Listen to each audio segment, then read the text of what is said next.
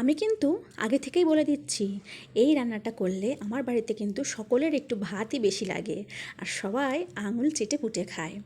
নমস্কার বন্ধুরা, home cook Jhuma চ্যানেলে তোমাদের সকলকে স্বাগত। হ্যাঁ বন্ধুরা, তোমরা ঠিকই ধরেছ, আমি আজকে তোমাদের সামনে নিয়ে চলে এসেছি ভেটকি মাছের পাতুড়ে রেসিপি। তো বন্ধুরা দেখো, এখানে আমি কলা পাতা কেটে নিয়ে এসেছি এবং সেগুলো ঠিক মতো সাইজে কেটে নিয়ে আমি এখানে ভালোভাবে ধুয়ে গ্যাস ওভেনে ভালোভাবে উল্টে পেল্টে এগুলো একটু সেঁকে নিচ্ছি, যাতে ভেটকি মাছগুলো বাঁধার সময় ভেঙে না যায়। আর দেখো, এখানে আমি এই ভেটকি মাছগুলোকে করব, সেগুলো আমি ধুয়ে পরিষ্কার করে রেখে দিয়েছি। আর এখানে আমি নারকেলটা ফাটিয়ে নিচ্ছি। নারকেলটা ফাটিয়ে নিয়ে দেখো কত সুন্দর নারকেল, একদম একদম সুন্দর একটা পরিপুষ্ট নারকেল। তো সেই নারকেলের ফাটিয়ে নিয়ে আমি এখন নারকেলটা কুড়িয়ে নিচ্ছি। আমি পুরো নারকেলটা দেবো না, এখানে দেবো আমি একটা মালা নারকেল।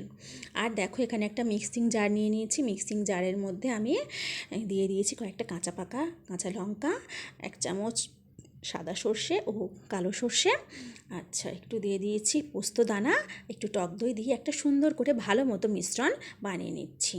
নিয়ে এখানে আমি দেখো সেই মিশ্রণটা আমি এখানে একটা বাটির মধ্যে দিয়ে দিয়েছি মাছটাকে ম্যারিনেট করানোর জন্য। এখানে দিয়ে দিয়েছি তার মধ্যে 1/2 চামচ মতো নুন, 1/2 চামচ হলুদ গুঁড়ো, আর ওই যে হাফ মালা আমি নারকেলটা কুড়িয়েছিলাম সেই নারকেল কোড়াটা দিয়ে দিয়েছি।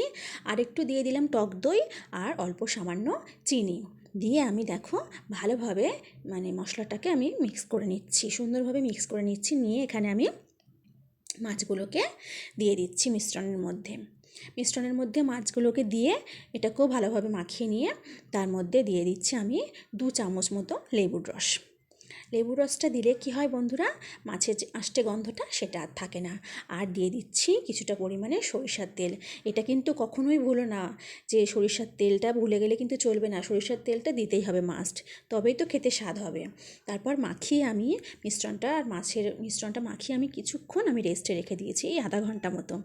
তারপর আধা ঘন্টা পরে ঠিক এইভাবে কলার পাতার মধ্যে 1 পিস করে মাছ আর 1 চামচ করে মশলার মিশ্রণ আর একটা করে কাঁচা লঙ্কা দিয়ে ঠিক এইভাবে উল্টে পাল্টে সুন্দর করে আমি একটা বেঁধে নিয়ে এখানে আমি কড়াইতে গরম করতে দিয়েছি তেল, প্রায় 2 চামচ মতো তেল দিয়ে এইভাবে ঠিক মাছের বাঁধনগুলো, কলার পাতা যে বাঁধা, সেগুলোকে আমি উল্টে পাল্টে ভেজে নেব।